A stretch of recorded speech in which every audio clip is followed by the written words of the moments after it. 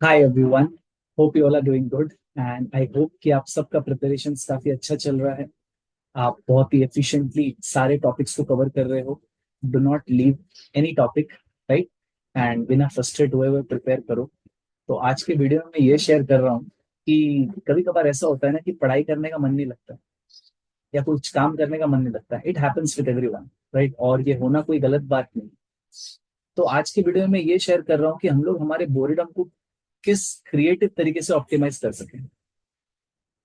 हमारा स्टांस क्या है कि यार आज मेरे को ज्यादा नहीं पढ़ना है, लेकिन एट द सेम टाइम ऐसा भी नहीं लगना चाहिए, ऐसा भी नहीं होना चाहिए कि यार आज मैंने कुछ भी नहीं देखा। तो अपने को बीच का ना एक इक्विलिब्रियम पॉइंट ढूंढना है, जिससे कि यार मैंने देखा भी and at the same time मेरे को आज ज्यादा देखने का मन नहीं था, तो मैं एंजॉय भी किया। राइट? तो कैसे करेंगे सर? आप मेजोरिटी ऑफ द सब्जेक्ट्स में से ना एक एक या दो दो सम्स को पिकअप करो रैंडमली। कुछ नोट्स रेफर करने का जरूरत नहीं है, कुछ भी नहीं। क्योंकि आज आपको बोर हो रहा है, पढ़ाई करने का ज्यादा मन नहीं है, तो आपने सोचा कि यार चल ना मैं करिकुलम का ना हर एक या दो सम्स पकड़ लेता हूँ, हर टॉपिक में से। मैं ये नहीं कह रहा हूँ हर चैप्टर में से, राइट? एंड बीच बीच में मार्केट्स को भी ट्रैक करते हैं, कुछ एक आर्टिकल पढ़ लिया, कुछ चार्ट्स देख लिया, रिलेट कर लिया, जिससे कि और भी आपको इंटरेस्ट डेवलप होगा। राइट? एंड ऐसा आपको क्रिएटिवली डे को स्पेंड करना एंड आपको रिलैक्स भी करना, तो सारा चीज हो जाएगा। राइट? कुछ नेगेटिविटी भी नहीं आएगा। आपने रिलैक्स भी कर लिया, आपने थोड़ा बहुत पढ़ाई भी कर लिया, और आपका डे स्पेंड हो गया। एंड फिर नेक्स्ट डे से फिर तो जोश आना ही है, क्योंकि एक दिन रिलैक्स कर लिया। फिर जब पढ़ाई करने बैठे हो तब तो हम एक्सटेंसिवली पढ़ाई करते हैं। ठीक है? तो सर हम लोग कैसे करेंगे? तो बीच में मार्केट्स को भी देखेंगे और थोड़ा थोड़ा एक एक दो दो क्वेश्चंस करेंगे एंड देन वाइंड अप कर देंगे। राइट? तो लेट अस स्टार्ट। यार आज ज्यादा पढ़ना नहीं है, ठीक है, नहीं पढ़ते हैं, कोई बात नहीं। तो चलो रैंडमली क्वेश्चंस करके देखते हैं। रैंडमली सपोज, नहीं यहाँ पे आ गया। सपोज ये इक्विटी में मैं आ गया। इक्विटी का यार चलो क्वेश्चन नंबर 24 करने का मन है। राइट? चलो देख लेते क्या है। A market has the following limit order standing on its book for a particular stock. The bid and ask sizes are number of shares in hundreds. ठीक है? क्वेश्चन क्या पूछा है? What is the market? Right? What is the market का मतलब best bid and best ask क्या है। Best bid वो होता है जो सबसे हाईएस्ट प्राइस वाला होता है, एंड बेस्ट आस्क वो होता है जो सबसे लोएस्ट प्राइस वाला होता है। राइट? बिड साइड का मतलब बायर्स लोग खड़े हैं, आस्क साइड का मतलब से सेलर्स लोग खड़े हैं। तो बायर्स में से जिसने सबसे ज्यादा कोट किया हुआ है, राइट, वो हो गया बेस्ट बिड। सेलर्स में से जिसने सबसे कम प्राइस कोट कर रखा हुआ है, वो क्या हो गया? आपका बेस्ट आस्क हो गया। Let's see. तो ये बिड में से इतने हैं आपके बिड वाले लोग, ये ऑर्डर्स है, ये आपका प्राइस है। तो ये सारा का सारा प्राइस में से बताओ सबसे ज्यादा प्राइस किसने कोट किया हुआ है? कैन आई से ये 9.95 वाला सबसे ज्यादा है। राइट? तो 9.95 हो गया आपका बेस्ट बिड। और सेलर्स में से देखो, ये आपके सेलर्स लोग, इतने शेयर्स इनको बेचना है, ये है आपका ऑफर का प्राइस। राइट? तो इसमें से सबसे कम प्राइस देखो 10.02। 10.02। तो what is the market? Market का मतलब sir best bid best ask क्या है? बेस्ट बिड है 9.95 और बेस्ट आस्क है 10.02। सी इज द आंसर। खत्म। इससे आपका पूरा का पूरा रिवाइज हो जाएगा। हाँ यार मेरे को आता है, बिड साइड आस्क साइड, सबसे हाईएस्ट प्राइस कोट करने वाला सबसे फर्स्ट में खड़ा रहेगा। बायर साइड में सबसे लोएस्ट प्राइस में बेचने को तैयार है, वो सबसे फर्स्ट में खड़ा रहेगा, सेलर पॉइंट ऑफ व्यू। ठीक है? खत्म हो गया। नेक्स्ट में जाते हैं। फिक्स्ड इनकम में चले गए, फिक्स्ड इनकम में चले गए और सोचा कि यार चलना एक फ्लोटिंग रेट नोट का कोई एक क्वेश्चन उठा लेते हैं। चलो, तो ये पकड़ने का मन हो रहा है। A fixed income portfolio manager is looking to value a 1 year US dollar denominated floating rate note that has quarterly payments based on 90-day MRR plus 80 bips. Right? तो इससे अपने को कूपन रेट पता चल गया। कूपन रेट क्या है sir? 90 day का एमआरआर प्लस 80 बिप्स। 80 बिप्स का मतलब 0.8%। Right? Assume the following information. 90 day MRR कितना है? 2.5%। कोटेड मार्जिन कितना है? 80 बिप्स। तो 2.5% प्लस 0.8%, तो 3.3% पर एनम, ये है आपका coupon rate. Right? Discount margin का मतलब सर जो रेट से पुल करना है, मतलब जो मार्जिन पुल करते टाइम पे यूज होगा। राइट? उसके बाद फेस वैल्यू देके रखा हुआ है 100। क्वेश्चन नंबर 4 में जा रहा हूं मैं। कह रहा है ये फ्लोटिंग रेट नोट का क्या प्राइस होगा। चलो प्राइस निकालना है सिंपल। तो सर कैलसी में अपन एफवी में 100 पुट कर देंगे। 100 आपका चले जाएगा एफवी में। कूपन पेमेंट कितना होगा सर, कूपन पेमेंट होगा 100 इंटू 3.3%। लेकिन 3.3% तो साल का है, ये तो 90 डे का रेट देख के रखा हुआ है, मतलब हर 3-3 महीने में कंपनी अपने को कूपन देने वाला है। तो 90 डेज का क्या होगा, इंटू 90/360। चलो देखते हैं। ये हमारा जाएगा पीएमटी में, कितना हो रहा है ये बाय द वे, 100 इंटू 3.3%, या 0.825। राइट, प्राइस अपने को ढूंढना है। एन कितना पुट करेंगे, एन सर 1 साल का फ्लोटिंग रेट नोट है और 1 साल में 4 बार कूपन पेमेंट होने वाला है, 90 डे 90 डे 90 डे 90 डे। तो 4 आपका चले जाएगा एन में। आई बाय वाई सर क्या रेट से अपने को पुल करना है, अपने को पुल करना है, कहाँ गया है, 90 डे हमारा 2.5% plus the discount margin. Right, और डिस्काउंट मार्जिन कितना है, 100 बिप्स। तो 2.5 प्लस 100 बिप्स का मतलब होता है 1। ये परसेंटेज तो साल का है, लेकिन हमारे कैश फ्लोज तो 3-3 महीने में है। तो ये जो साल का रेट है इसका मेरे को 3 महीने का करना पड़ेगा, मतलब इंटू 3/12 करना पड़ेगा, या फिर मैं 90/360 कर सकता हूँ। हमेशा याद रखना, जैसा जैसा आपका कैश फ्लो वैसा वैसा आपका डिस्काउंटिंग रेट। कैश फ्लोस मेरे 3-3 महीने के बाद खड़े हैं, तो उसको पुल करने वाला रेट भी 3 महीने वाला होना चाहिए। ठीक है, तो 3.5% वो साल का, मेरे को 3 महीने का चाहिए था, तो 3.5 डिवाइड बाई 4 कर रहा हूँ। तो ये है आपका 0.875%। ये चले जाएगा आपका आई बाय वाई में।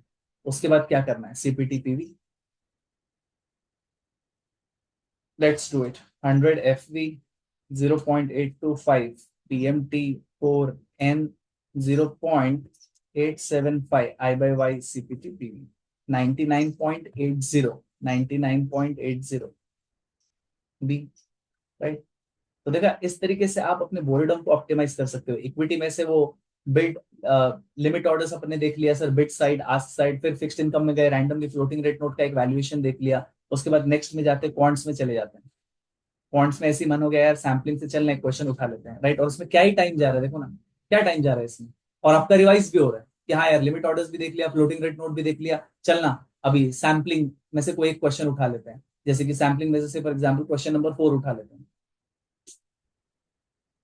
राइट, क्या लिखा हुआ है, a sample mean is computed from a population with a variance of 2.45। Right, हमने एक सैंपल निकाला है फ्रॉम अ पॉपुलेशन एंड उस पॉपुलेशन का वेरिएंस कितना है, 2.45। द सैंपल साइज इज 40, जो हमने सैंपल निकाला है उसका साइज कितना है, 40 small M. The standard error of the sample mean is closest to, standard error का फॉर्मूला क्या है, स्टैंडर्ड एरर का फॉर्मूला इज पॉपुलेशन का standard deviation divide by square root of sample का साइज छोटा वाला N. Right, sigma by root over N.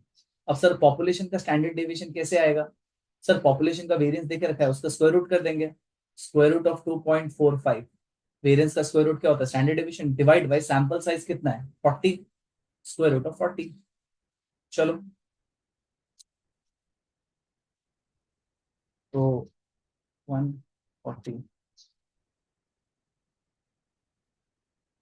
0.247 is the answer।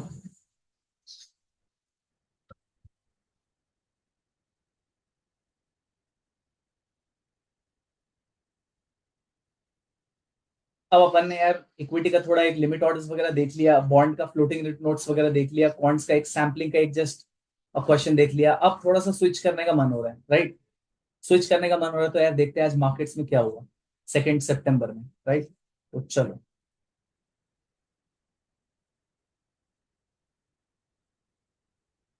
Let us सी। तो एक आर्टिकल है,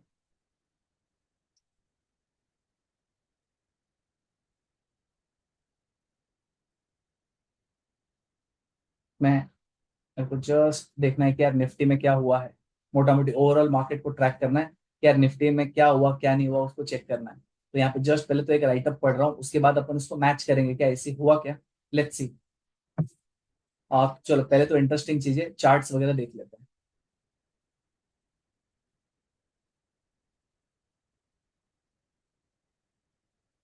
ये है आज जो कुछ भी हुआ निफ्टी के अंदर, तो ऐसा दिखने में आ रहा है कि यार सुबह सर गैप अप हो गया, राइट। और हाई कितने का मारा, देखो ये एक पर्टिकुलर कैंडल में गया, हाई ऊपर दिख रहा है आपको, हाई हाई इज 25,333, राइट, यहाँ पे आपको दिखेगा। तो 25,333 को टच किया, उसके बाद सर बाजार गिरना चालू हो गया, गिरना चालू हो गया, और लो कितने का हमारा आज सर 25,235, राइट। तो स्टार्टिंग में मॉर्निंग के टाइम पे जोश में था, गैप अप हुआ, 25,000 कितना था, 25,333 का हाई टच किया, उसके बाद गिरना स्टार्ट हो गया, ठीक है। ओके, बट इतना भी ज्यादा वॉलेटिलिटी नहीं था, राइट, ऊपर गया, फिर ऊपर नीचे आना चालू हो गया, एंड फिर शांत रह गया, ऐसा दिख रहा है। लेट्स सी राइटअप क्या कहता है, जो आर्टिकल लिखा हुआ है मनी कंट्रोल में, देखते हैं। देखो, the Nifty failed to surpass the opening high after a positive start, positive start तो था, राइट, लेकिन उसको होल्ड नहीं कर पाया, नीचे आ गया। Heavy call writing was observed eight 25,300 strike, या डेरिवेटिव्स का नॉलेज को यूज करने का मन हो रहा है। अब देखो ना, जैसे ही मार्केट ऊपर गया, टच किया हाई को, उसके बाद नीचे आया, तो सारे के सारे कॉल सेलर्स लोग ने ना कॉल सेल करना स्टार्ट कर दिया लोगों ने, क्योंकि मार्केट नीचे आ गया ना, राइट। देखो, कॉल बाय हम कब करते हैं, जब आपको लग रहा होता है कि यार मार्केट्स ऊपर जाने वाला है, तभी तो फायदा होता है उसमें। लेकिन मार्केट ऊपर टच करके नीचे आ गया, तो बहुत सारे लोगों ने कॉल सेल करना स्टार्ट कर दिया, वही लिखा हुआ है। Heavy call writing was observed eight 25,300 strike, क्योंकि 25,300 को मोटा मोटी टच किया था, वहां से नीचे आ गया। And overall call writers significantly outnumbered put writers through out the day. Okay, sir market जैसे नीचे आ रहा था, तो पुट कम लोगों ने सेल किया, राइट, क्योंकि मार्केट नीचे आ रहा है, और अगर जिसने भी पुट सेल किया होगा उसको डर लग रहा है कि यार और नीचे आ जाएगा तो पुट में नुकसान होगा, राइट। अगर हम पुट बाई करते हैं तो मार्केट नीचे जाता है तो फायदा होता है, लेकिन अगर पुट सेल कर रहे हो तो मार्केट नीचे जाने से क्या होगा, नुकसान होगा। सिंस मार्केट ऊपर टच करके नीचे आ रहा था, तो पुट राइटर्स लोग थोड़ा सा कॉशन हो गए, सेल किया लोगों ने, पुट सेल किया, लेकिन उतना भी ज्यादा नहीं हुआ जितना लोगों ने कॉल सेल किया, राइट। इन नियर टर्म बोल रहा है, the trend might remain sideways, ऊपर नीचे जरा सा जाएगा, ट्रेंडिंग नहीं होगा, ये जो राइटअप लिखा हुआ है, to negative as long as it stays below 25,300। Okay, तो सिंस आज का हाई 25,300 समथिंग था, तो बोल रहे जब तक 25,300 को ना डिसिसिवली क्रॉस नहीं करेगा ना, तब तक शायद साइडवेज रह सकता है, ठीक है। On the lower end, however, the correction may be limited to 25,000, where significant put writing has been observed. ठीक है, नीचे डिस्क्लेमर दिया हुआ है, ये इनका व्यू है, ऑब्वियसली ये मेरा भी व्यू नहीं है, आज जो भी हुआ उसके बेसिस पे एक राइट अप है कि 25,300 को टच किया, उसके बाद नीचे आ गया, तो लोगों ने कॉल सेल करना स्टार्ट कर दिया। सिंस नीचे आ गया था, तो लोगों को पुट सेल करने में थोड़ा सा डर लग गया, फिर भी लोगों ने पुट सेल तो किया हुआ है। फिर ओवरऑल ब्रॉडली क्या बोल रहा है कि यार जब तक 25,300 को क्रॉस वगैरह नहीं करेगा ना, तब तक साइडवेज ही रहने वाला है। तो ऊपर की तरफ 25,300, और नीचे की तरफ ऐसा लग रहा है कि यार 25,000 को क्रॉस ब्रेक नहीं करेगा, तो 25,000 becomes the support and 25,300 becomes the resistance in the near term as per this write up, ठीक है। तो एक बार ओपन इंटरेस्ट देख लेते हैं, देखो इसको ओपन इंटरेस्ट कहते हैं। Obviously I will not divert and elaborate, क्योंकि purpose is to revise the curriculum. ये तो जस्ट बोर हो रहा था करके थोड़ा सा एक राइटअप पढ़ लिया, मार्केट्स को देख लिया। If you look at this, देखो 25,300 में बहुत ज्यादा कॉल सेलिंग हुआ है, देखो बहुत ज्यादा, और 25,000 में भी बहुत ज्यादा पुट सेलिंग हुआ है। तो फीलिंग क्या है डेरिवेटिव्स का, सर 25,300 जिन लोगों ने भी कॉल सेल किया है, इनको लग रहा है कि 25,300 को एक्सीड नहीं करेगा, ओके। और जो लोग ने भी 25,000 पुट को सेल कर रखा हुआ है, उनको ये लग रहा है कि 25,000 को नीचे की तरफ ब्रेक नहीं करेगा, राइट। तो कहीं ना कहीं मार्केट 25,000 से 25,300 तक रहेगा, ऐसा लोगों को लग रहा है, और ये ओपन इंटरेस्ट में भी दिख रहा है। दिखा आपको, ये देखो तो रेड वाला मेरा कर्सर जहाँ पे है, राइट, 25,000 का पुट है ये, और ये 25,300 का कॉल है। तो 25,300 call sell and 25,000 put sell लोगों ने करके रखा है, on the assumption that market will remain in between 25,000 to 25,300। लेकिन मार्केट तो मार्केट है, कुछ भी हो सकता है, राइट। कल और सिग्निफिकेंट गैप अप हो गया, 25,300 एक्सीड कर दिया, तो जो लोग ने भी 25,300 का कॉल सेल किया हुआ है ना, उनको हेवी लॉस होगा। या सर उल्टा भी हो सकता है, कल मार्केट में नेगेटिविटी आ गया, गैप डाउन हो गया, 25,000 को ब्रेक कर दिया, तो सर और नीचे नीचे चले गया, तो वो सारे लोग जिन लोगों ने भी 25,000 का पुट सेल कर रखा है ना, उनको भी नुकसान होगा, राइट। वो तो कल ही पता चलेगा, राइट। बट आज को देखते हुए ट्रेडर्स लोग ने पोजीशन बनाया हुआ है, साइडवेज एक्सपेक्ट कर रहे हैं हम लोग, राइट। तो ये है आज का, तो ठीक है, चलो एक ओवरऑल आइडिया आ गया कि यार आज साइडवेज ही था market, and call writers put writers का पोजीशन देखते हुए अपन ने समझ लिया. चलो back to the point, back to curriculum.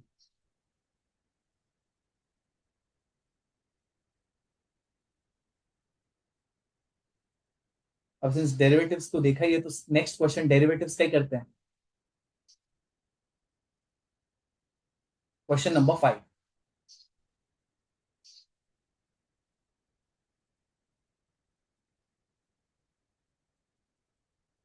VFO is considering a sold call strategy, call sell करने का बात हो रहा है, to generate income from sale of call. In your scenario analysis of the sold call option alternative, VFO has asked you to value the call option in 3 months time. 3 महीने का call option उसको value करना है. If the Biomian's spot price is INR 325 per share. Okay, spot price अपने को देके रखा हुआ है. This is S. Given an estimated call price of INR 46.41. Call का price अपने को देके रखा हुआ है. क्या पूछा है? Which of the following correctly reflects the relationship between call's exercise value and time value? Okay. अपने को पता ही है सर, कॉल का जो प्राइस होता है ना 46.41 जो है, it is comprised of two parts. One exercise value and another one is time value. Time value हमेशा बैलेंसिंग फिगर रहता है. एक्सरसाइज वैल्यू कैसे निकालते हैं in case of call? It is sir S minus present value of x, that is x divide by 1 plus R F two the power.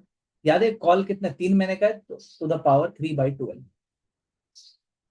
अब अपने को क्या एस दिया हुआ है? हाँ सर दिया हुआ है 325 माइनस, लेकिन सर स्ट्राइक प्राइस नहीं है. स्ट्राइक प्राइस आपको ऊपर मिलेगा क्योंकि ये एक पर्टिकुलर स्टोरी का मैं एक पर्टिकुलर सम कर रहा हूँ, तो वो स्टोरी में आपको स्ट्राइक प्राइस दिया होगा. जैसे कि अगर आप ऊपर जाके पढ़ोगे ना तो यहाँ पे देखो विस्वन फैमिली ऑफिस, तो यहीं पे दिया हुआ है. लेट्स सी, देखो तो यहाँ पे VFO CIO is considering an offer to sell shares at a forward price. Forward price is 300.84. उसके बाद you have been risk free rate is 4%. उसके बाद you have been asked to advise on the purchase of a put option or the sale of a call option with an exercise price equal to the forward price. और forward price क्या है? 300.84. यही आपका exercise price है, मतलब strike price, right? There is a difference between exercise price and exercise value. Exercise price का मतलब strike price, right? कितना है? 300.84. अपने को यहाँ पे क्या करना है? 325 minus 300.84 divide by R F 4% है, 1.04 टू द पावर 3/12. चलो लेट्स सॉल्व दिस. 1.04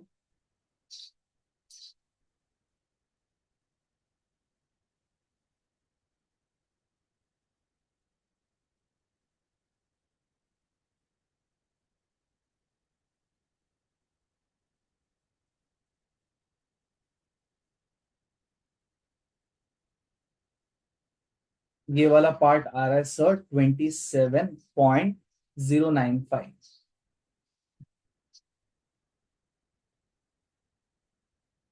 ये आ रहा है 19.31. ये कैसे निकाला मैंने टाइम वैल्यू? सर 46.41 में अगर exercise value is 27 point something तो टाइम वैल्यू क्या होगा? ऑप्शन का प्राइस माइनस एक्सरसाइज वैल्यू. मैंने बोला time value is the balancing figure, right? तो देखते हैं. The calls exercise value is INR 24.169. The calls exercise value is INR 27.1. हाँ 27.1 बोल सकते हैं rounded off, and the time value is 19.31, right? इस तरीके से ब्रेक करते हैं ऑप्शन के प्राइस को into two parts, exercise value and time value. Okay. अब यार मन कर रहा है ना कुछ एक पर्टिकुलर हेज फंड्स का भी ऑल्टरनेट इन्वेस्टमेंट्स में जाके सम कर लेते हैं. Let's see. चलो क्वेश्चन नंबर 1 ही करने का मन हो रहा है. Choose the false statement about hedge fund. ये 3 स्टेटमेंट में से कौन सा स्टेटमेंट फॉल्स है? ऑप्शन ए देखते हैं. While traditional fund managers charge mainly a management fee, hedge fund managers charge both management fee and a performance based incentive fee. ये तो सही स्टेटमेंट है, अपने को तो फॉल्स ढूंढना है.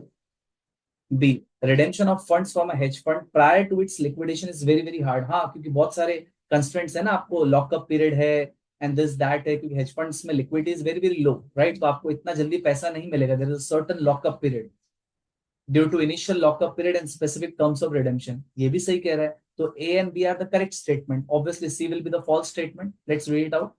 Individual retail investors can not invest in hedge funds. ऐसा किसने बोल दिया? Right, they can invest.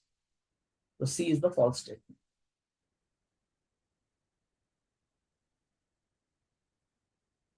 फिर मन हो रहा है यार पोर्टफोलियो मैनेजमेंट का ना एक बिहेवियरल फाइनेंस का सम्स कर लेते हैं। क्वेश्चन नंबर 2 कर लेते हैं। ऐसे रैंडमली चल रहा है अभी तो, आज बोर हो रहा है ना, पढ़ने का मन नहीं है ज्यादा। क्या है question number 2? See the advice don't confuse brains with bull market is aimed at mitigating which of the following behavioural biases. Okay, अच्छा समझिए। Don't confuse brains with bull market. अभी कभी कभार क्या होता है ना कि आपने एक पोर्टफोलियो बनाया एंड आपने पोर्टफोलियो में से 2 या 3 स्टॉक्स को परचेज किया, राइट? एंड पूरा का पूरा ओवरऑल मार्केट ऊपर गया, सारे के सारे सेक्टर्स ऊपर गए। IT sector, health sector, banking sector, Nifty, this that, सारे के सारे स्टॉक्स ऊपर गए क्योंकि एक तेजी का माहौल है, राइट? तो ऑब्वियसली आपका पोर्टफोलियो भी ऊपर गया, राइट? तो जिसने वो पोर्टफोलियो बनाया है ना, उसको लगता है देख मेरे में स्किल, देख कैसा है, मैंने मेरे पोर्टफोलियो में 3-4 स्टॉक्स को चूज किया था, आज देख इसका प्राइस कितना चले गया। तो वो अपना बड़ाई करता है, जबकि भाई ऐसा नहीं है। आपका पोर्टफोलियो ऊपर गया क्योंकि पूरा का पूरा मार्केट ऊपर गया, हर एक स्टॉक्स ऊपर गया, इसकी वजह से आपका भी स्टॉक्स ऑब्वियसली ऊपर जाना ही था, राइट? इससे आप ऐसा मत सोचो कि यार आप में अलग से कैलिबर था, आपने ये स्टॉक्स को चुना था और देख आज इसका प्राइस ऊपर चले गया, राइट? ऐसा नहीं था, राइट? तो इसलिए कहते हैं don't confuse brains with bull market. का मतलब जब कोई भी बुल मार्केट होता है ना, तब सारा का सारा चीज ऊपर जाता है, राइट? तो ऑब्वियसली आपने जो भी पोजीशंस बना के रखा है, जो भी इन्वेस्टमेंट्स करके रखा है, वो भी ऊपर जाएगा। इट डजेंट मीन कि वो आपके कैलिबर एंड स्किल के वजह से सिर्फ वही स्टॉक्स ऊपर जा रहे हैं, ऐसा नहीं है। तो अगर ऐसा हो रहा है कि यार बुल मार्केट में सारा का सारा चीज ऊपर जा रहा है और एक इंसान बहुत होशियारी मार रहा है, तो अल्टीमेटली वो क्या है, ओवर कॉन्फिडेंस दिखा रहा है। तो उसको बोलना पड़ेगा भाई थोड़ा ठंडा रहे, राइट? थोड़ा हम्बल रह जा, पूरा का पूरा बाजार ऊपर गया करके तेरा पोर्टफोलियो ऊपर गया है, ठीक है? देखो, the advice don't confuse brains with bull market is aimed at mitigating which of the following behavioural biases. Over confidence, तो हम उसको क्या बोलेंगे, यार देख पूरा का पूरा बाजार ऊपर गया है, तो इस चीज को गलत मत ले ले, ऐसा मत सोच के तेरे कैलिबर के वजह से तेरे स्टॉक्स ऊपर गए, राइट? तो थोड़ा सा जमीन पे आ जा, वरना ओवर कॉन्फिडेंस का शिकार हो जाएगा और अननेसेसरी का उल्टा पुल्टा पोजीशंस बनाना चालू कर देगा, ठीक है? Beautiful sun.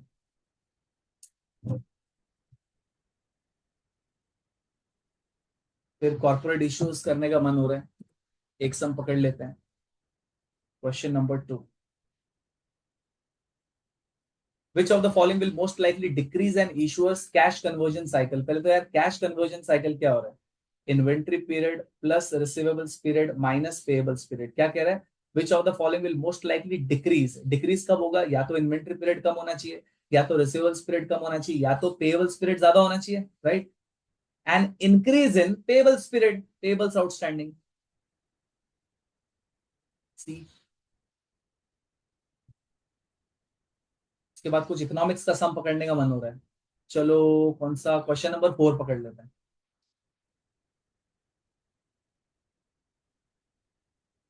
Which type of trade restriction would most likely increase domestic government revenue? Domestic government का तिजोरी कौन से रेस्ट्रिक्शन से होगा? ट्रेड रेस्ट्रिक्शन से। ऑप्शन ए कह रहा है टैरिफ, ऑप्शन बी कह रहा है इंपोर्ट कोटा, ऑप्शन सी कह रहा है एक्सपोर्ट सब्सिडी। टैरिफ से तो पक्का होगा, इंपोर्ट कोटा से शायद हो सकता है, शायद नहीं भी हो सकता है, राइट? एक्सपोर्ट सब्सिडी तो ये तो गवर्नमेंट एक्सपोर्टर्स लोग को प्रमोट कर रहा है, तो उनको जस्ट सब्सिडाइज कर रहा है, सब्सिडी दे रहे थे, तो गवर्नमेंट का खर्चा है, राइट? तो सी तो हो ही नहीं सकता है। ए एंड बी में पक्का टैरिफ के वजह से गवर्नमेंट का तिजोरी भरने वाला है। बी इज थोड़ा सा क्वेश्चनेबल, राइट? अगर गवर्नमेंट ने इंपोर्ट लाइसेंसेस ऑक्शन किया एंड गवर्नमेंट को पैसा मिला तो भरेगा, लेकिन कभी कभार गवर्नमेंट को नहीं आता है पैसा, राइट? ए के वजह से पक्का गवर्नमेंट का रेवेन्यू बढ़ेगा, ठीक है?